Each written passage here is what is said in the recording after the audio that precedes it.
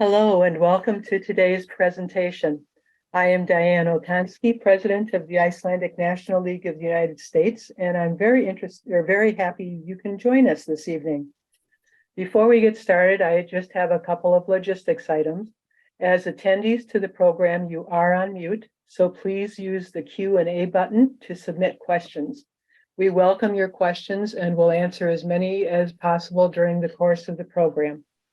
To ask a question, please use the Q&A button at the bottom of your screen. If you are using a phone or a tablet, that button may be in the upper left-hand corner, or you may have to swipe to find it. But don't let that stop you. We really want to hear your questions. In addition, the program is being recorded and will be available through the INLUS website. The INLUS webinars and other programs are possible only with the help and support of our members and donors. If you are already a member of the INLUS, thank you very much for your support. If you have not yet joined, please consider doing so. Information may be found at www.inlus.org. Today, we are honored to have with us Vilhjalmur Wiium. Since May 2022, he has been Consul General of Iceland, located in Winnipeg. By definition, the primary role of the Consul General is to support, strengthen, and nurture relations between Iceland and the people of Icelandic descent in North America, with a focus on Manitoba and Western Canada. But we'll talk more about that later. Vilhjalmur has over 20 years' experience working in Iceland's Foreign Service, initially for the Icelandic International Development Agency, and from 2016 for the Ministry of Foreign Affairs. Prior to arriving in Winnipeg, he was permanent representative of Iceland at the United Nations Environment Program, and before that, the Director of Bilateral Development Cooperation.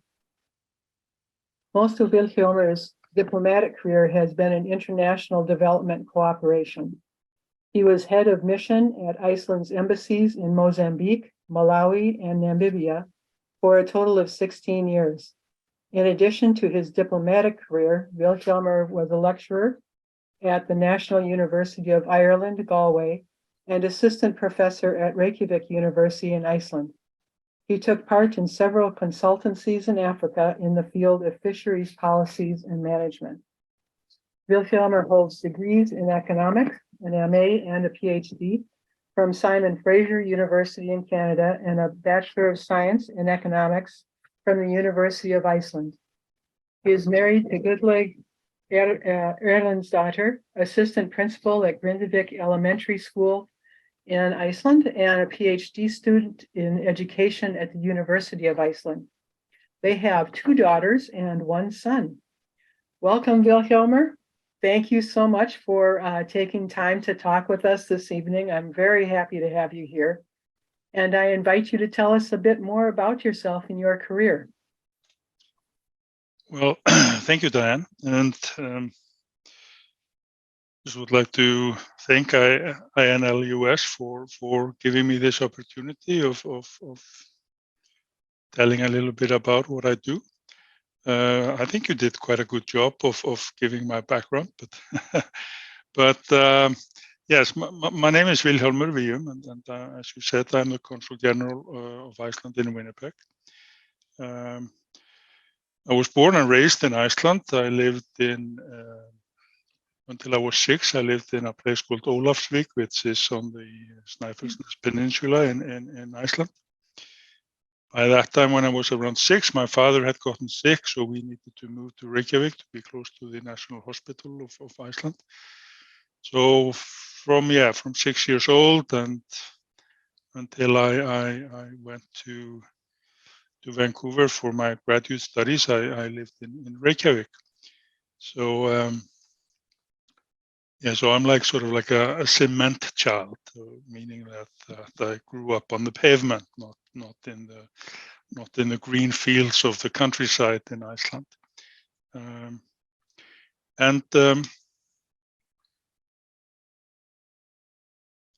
after college, I did go and do graduate studies in Vancouver, and At that time, my wife and I, we were married. When were we married? 1986. We were married, so we've been married quite a long time.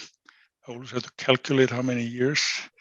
But at that time, we had one child, and then one was born in Canada, and then many years later, we had a son, and but we lived in Vancouver for 5.5 years, and once we learned how to speak English properly, it was a very nice time. We found that we sort of assimilated very well into the North American culture, and then we quite enjoyed our time there. Had many friends from Canada and also from different countries, and learned for the first time that when you go camping in the summertime in Canada and in North America, you actually need a flashlight. In Iceland, when you camp in the summer, you don't need any lights because it's. And luckily, the first time we went camping, we had friends with us that knew how this was done. Otherwise, we would have been sitting in the dark after 9 o'clock. So there are things like that are slightly different.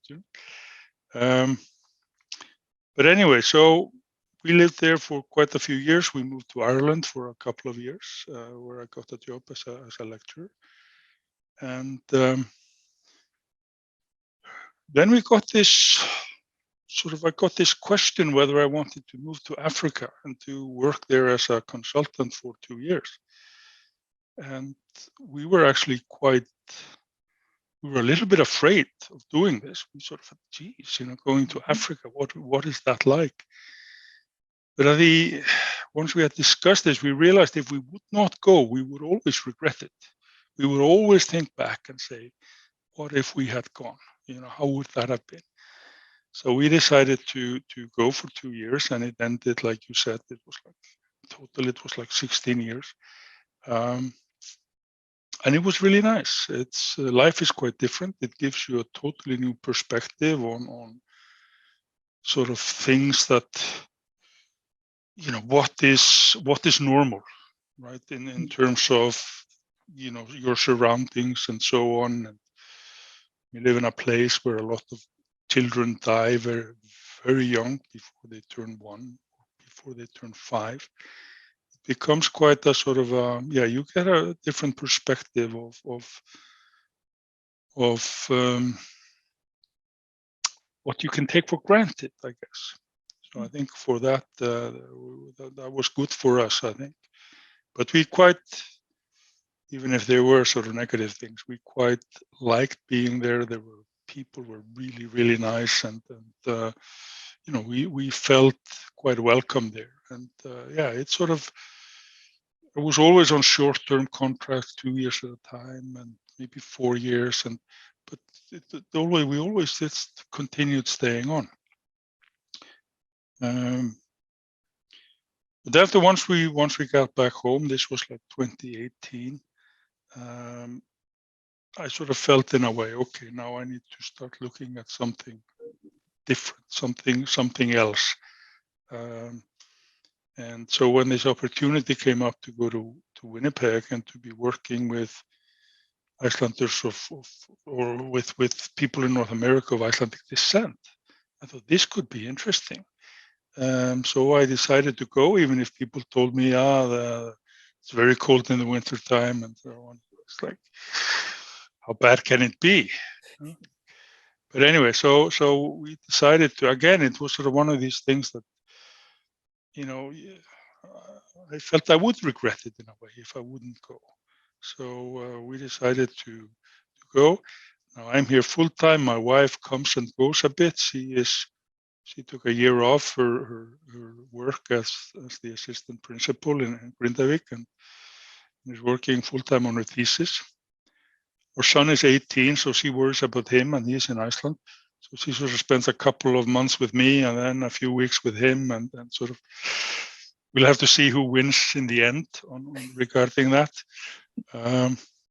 But it's sort of, it's been very nice, and we've quite enjoyed it so far, and we'll we'll just have to see. There's a bit of snow now, so we don't know. We'll see. No, Diane, let me stop here. I think this is good. Okay. Well, can you tell us a little bit about your responsibilities as Consul General? Yeah. So my main task is to work with people of Icelandic descent that live here, and it's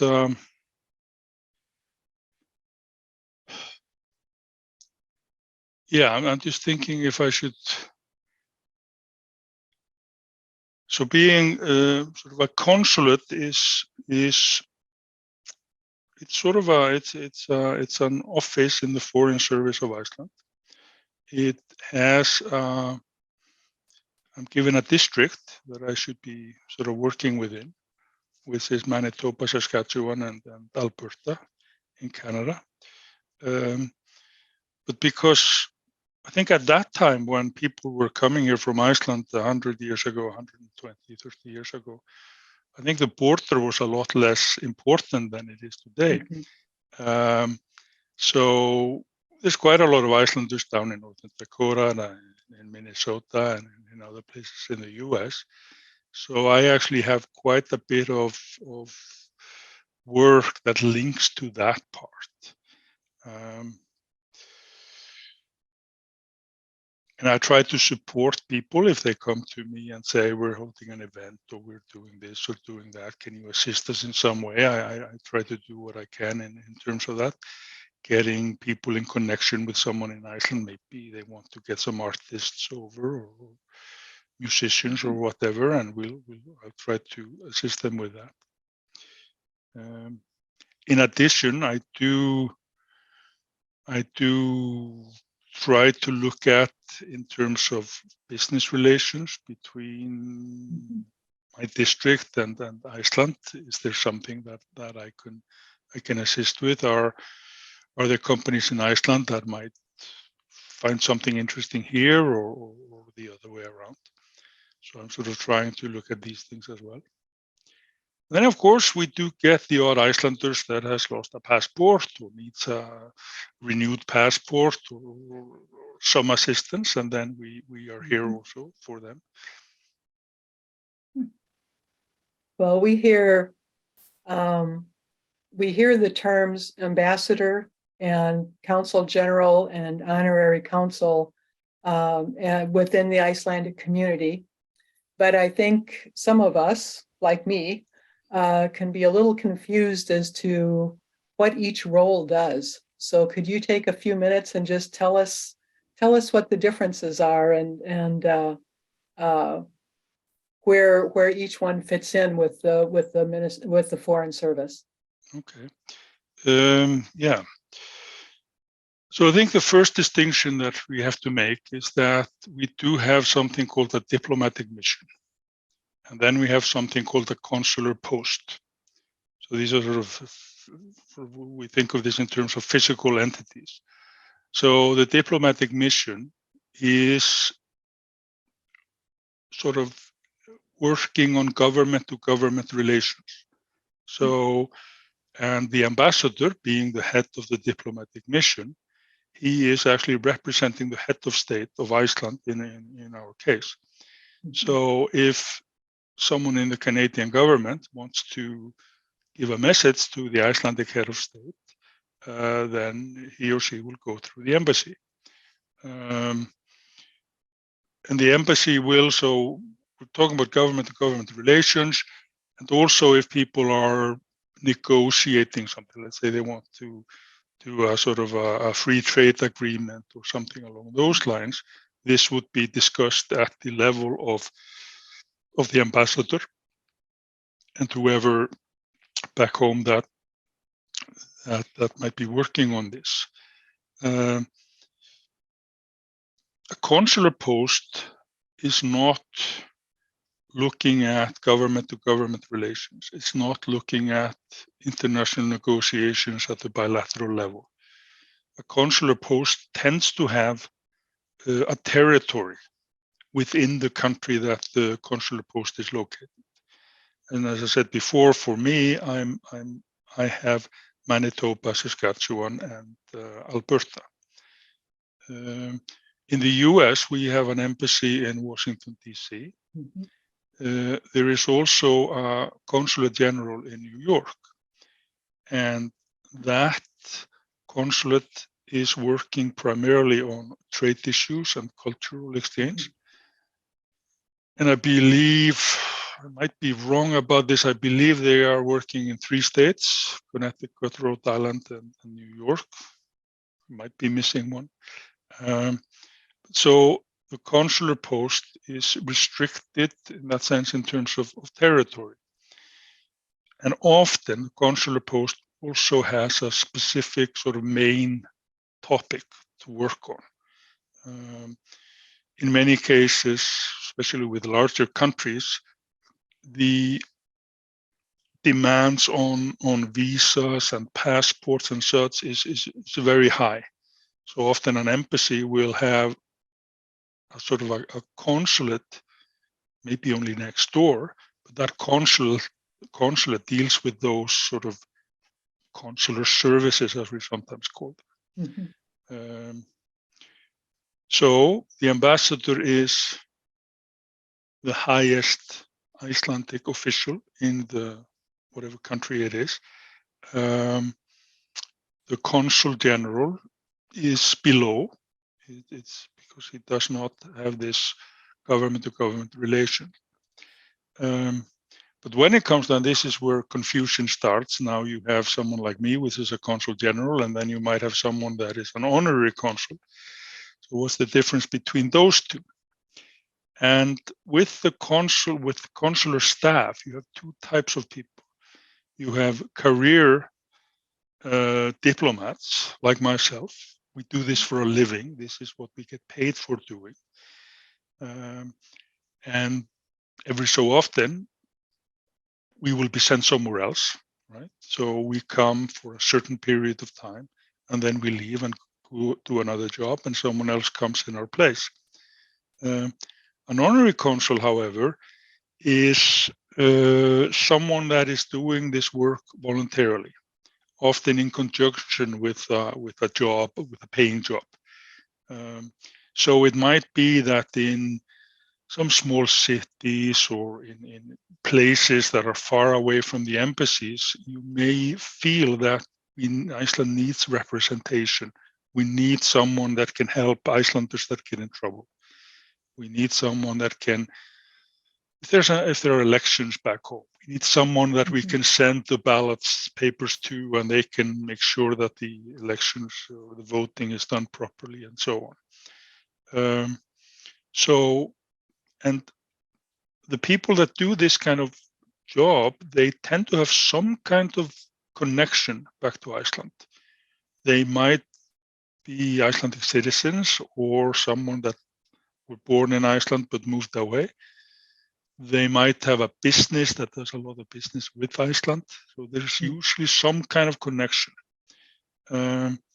But again, they do this voluntarily. This is like a volunteer work, no payments. And usually most of what they do tends to be to assist Icelanders that for whatever reason are there. Someone might go to jail, someone might go to hospital and need some assistance. How do you deal with the system and so on? So you have the ambassador, he's at top, he's looking at the whole country. Then you have sort of career consular offices that are looking at certain issues, certain territories.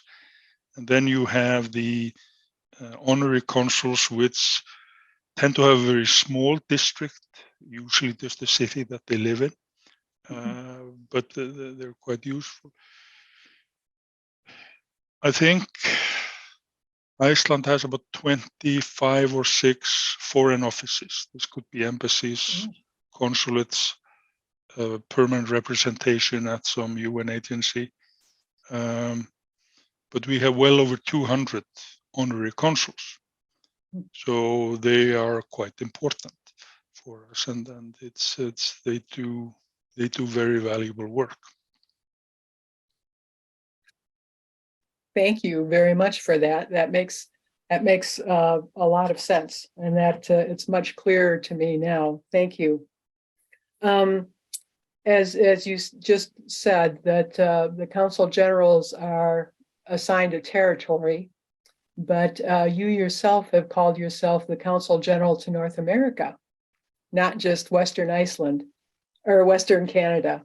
So I'd like to hear your thought behind kind of changing your name, whether it's unofficial or official. Yeah, well,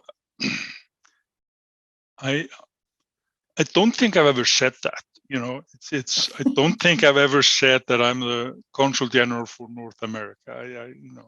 Normally what we do, we link ourselves to the cities that we're in, and people don't. So I am the consul general of Iceland in Winnipeg.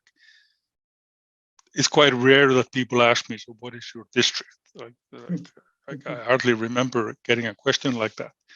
But what I think is, I mean, you read something before that I think I actually stated in, I think I was addressing the INL of North America in April or something, where I said that, I think I've got this here on my screen, to support, strengthen, and nurture relations between Iceland and people of Icelandic descent in North America. I think this is, so this is a little bit different than saying that I'm the Consul General for North America. But I mean, I think this happens a lot in Iceland because there are not that many Icelanders, is that we tend to, rather than specialize, we tend to be sort of a generalists and doing maybe a little bit wider work than we might if we were coming from another country. Now, if you're in the US and you want to contact someone, you want to find the relation in Iceland,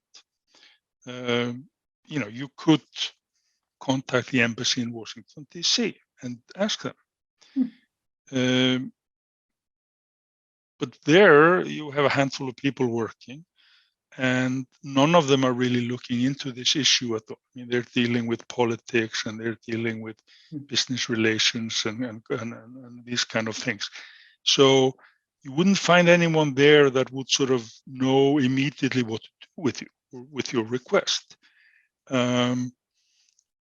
Whereas if you contact us up in Winnipeg, we will know exactly, oh yes, so you're from that place, and and these are the kind of people you would like to maybe talk to back home in Iceland to help you with your request. And this is why I'm thinking that, or when I'm talking about North Americans of Icelandic descent, I think it makes a lot of sense to them to contact me rather than the embassy in Washington, D.C., or the embassy in Ottawa, for that matter, if they're up in Canada, because this is sort of what we do, right? So I think, so I hope I've cleared it up. And I mean, as you said, I came here in May. I've been a few times down to North Dakota. And once I cross the border, I have no status. I'm not the consul general. Once I cross the border, in eyes of the U.S. government, I am a diplomat. I have a diplomatic passport, but I don't have any status in the U.S. Right? So what do? I phone my ambassador in Washington, D.C., or send her an email. I say, listen, I'm going to go down to North Dakota and talk to these people there about whatever. And I will tell her, do you want me to run an errand for you while I'm there? Because, I'm a lot closer to North Dakota than she is. Mm-hmm. So she knows that I'm there. So if something were to happen, I was to do something silly, and someone would start, a government official would start, what are you doing in the US? I would have the backup of my ambassador. But once I am there, I'm just a tourist, I'm just a visitor. But that doesn't stop me from, when people send me a request, even if it's coming from the US, course I can deal with that and address that. But it's a little bit different than when I'm traveling within Canada than when I go to the US. Okay. All right. Well, thank you. Well, I'm sure there are plenty of places here in the US that would enjoy having you come in and visit. We also have to keep in mind that many of our Icelanders or people of Icelandic descent may not have been here for the whole 200 years. They may have come with World War II or after that. So we want to make sure that we don't forget about those people or just overlook them. If someone would like to have you come to an event or come to speak with them, what would be the best way for them to get in touch with you?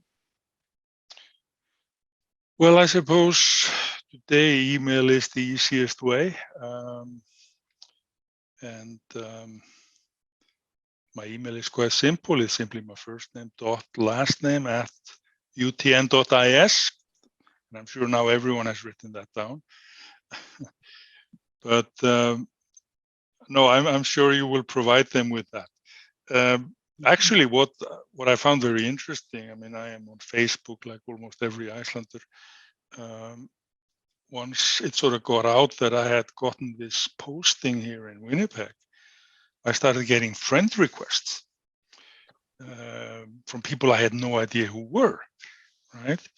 And it didn't take me long to realize that these requests were all coming from North America, very often with very Icelandic looking names. And so, I mean, before I was quite strict. I only befriend those people that I know on Facebook. But after getting a few requests and I saw them just piling in, I sort of gave up. And I just opened. I said, okay, I will just befriend all these people. And actually, and some people have actually contacted me through Facebook, which it's just send me a private message and ask me if I can help them with something relating to this. So that's sort of another way that people can get in touch.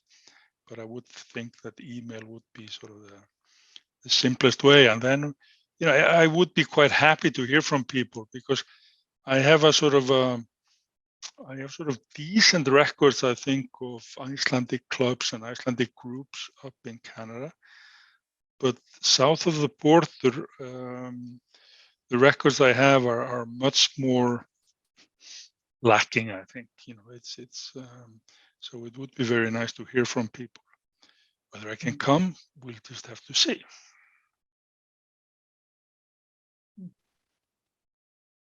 All right.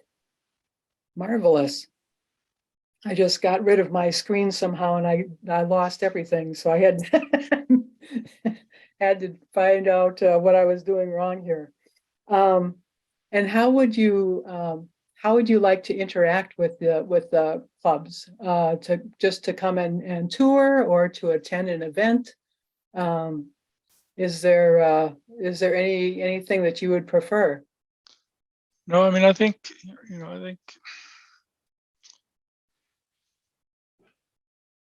well, I mean, I would like to find out what people are interested in doing. So here I'm talking about something that relates to Icelandic heritage, right? And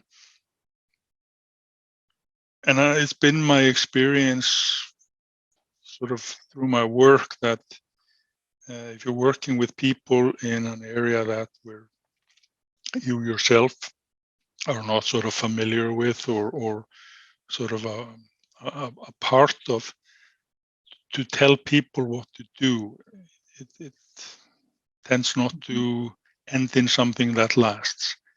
So I'm much more interested in hearing what people are trying to do and how they might see that I could help them, whether it is to come and visit them or whether it is to assist them with getting some connections or networking back home or what it might be. I mean, I could be a really sort of, okay, you have to start Icelandic lessons for everyone that wants to do such things, or or or you have to have Thorrablót every year, and preferably 2 because you live in a big state or what. It's and this will not end in much, because I think you need a person there on the ground that wants to do something, and then it has a chance of succeeding. So I might push people into doing something, and then I go and someone else comes that has totally different ideas. So I think it would be best to hear from people what they're interested in, and then we'll see what we can do. Okay. All right. Wonderful. Wonderful. Well, please feel free to submit your questions, everyone. We would love to hear from you. As we wrap things up, one of the things that we talked about, Vilhjalmur, when we were preparing for this was the work you do in connecting people to various businesses and business opportunities. Can you tell us a little bit more about that kind of work? Yes. So in Iceland, we have an organization called Business Iceland. It's called Icelandic in Icelandic. And they are sort of the government agency that is responsible for promoting Icelandic products, Icelandic services abroad, with the aim of increasing exports. And they do get quite a bit of money for doing this work. You may have seen some really funny adverts that they have created over the past few years. But what they do is that they have a strategy in place where they identify here are certain sectors that they're focusing on. And so they share these things with all the foreign offices from Iceland. So I have a list of sort of areas that they are willing to assist with. Some cases I might have a list of companies that they've been working with. So then I have that, and then I'm trying to look sort of in the area where I am, is there something that matches with this thing? And if I, and then I do talk to organizations like chambers of commerce and such things. I try to business councils and so on. I try to get sort of meetings with people and tell them a little bit about the sort of the strategy that people in Iceland are doing, to see if I can find some match. And if I do, then I try to get them in contact back home. The other thing that sometimes happens is that people actually contact me, people here, right? Do contact me and say, can you help us get in touch with such and such a people in Iceland? And then I can get through my ministry, I can sort of tap into a big network of people and companies. So making it a little bit easier for people here to actually find the right person back home in Iceland. So it's sort of, it might save a few weeks of research or something if people get in touch with me, and I try to sort of forward their requests to the ministry and then maybe to Business Iceland if that's appropriate. Okay. All right. Well, we have no outstanding questions.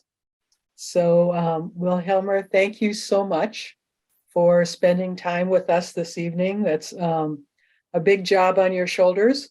But I think we all look forward to working with you, and please, let us know how we can help you be successful in your position.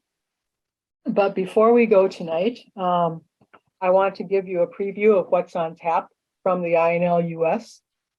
January marks the start of our next series of Icelandic classes. 3 classes will be offered, and the class sizes are limited. Information regarding registration and class content will be available soon on the INLUS website under the Travel and Culture tab. On Tuesday, January 31st, we will have anthropologist and author Margaret Wilson talk with us about her new book, Woman, Captain, Rebel, The Extraordinary True Story of a Daring Icelandic Sea Captain. And this is a remarkable book talking about the life of Thirdur Einarsdóttir, who was born in 1777. It's remarkable because there's a huge treasure trove of very detailed information that has survived regarding her life. And Margaret will talk about that and talk about the book as well. That's on January 31st, which is also the release date of her book. So we are thrilled to be really the kickoff point for her program. We also have our quarterly newsletter, The Connect, coming out in a couple of weeks. That will contain articles regarding the Snorri programs and deadlines, upcoming holiday festivities around the country, an interview or two. We hope you enjoy it, and we welcome your feedback and ideas. And one more thing, the Icelandic National Leagues will be meeting in Banff, Alberta in May. The convention is typically or has historically been hosted by the Icelandic National League of Canada. And this year there is going to be a planned contingent from INL Iceland coming as well. We would like to have a good showing from the INL US. Everyone is welcome to attend the convention, and the theme for the convention is a celebration of the arts in our Icelandic heritage. So mark your calendars for May 11th through the 13th, and we are planning and hoping to have a gathering for the INL US members. And remember, the US dollar is very strong against the Canadian dollar. So this is going to be a rare opportunity to see a spectacular part of the continent at convention level prices. So again, mark your calendar for May 11th through the 13th in Banff. We will have a lot more information coming about that. And that's about it for our announcements for this evening. Vilhjalmur, thank you. Any closing comments from you? Well, it was a pleasure, and I hope people gain something from my ramblings. But otherwise, no, I hope to see as many of you in Banff as possible, because I plan to be there. All Thank right. you. Looking forward to it. Thank you so much. And thank you everyone for attending this evening. Good night.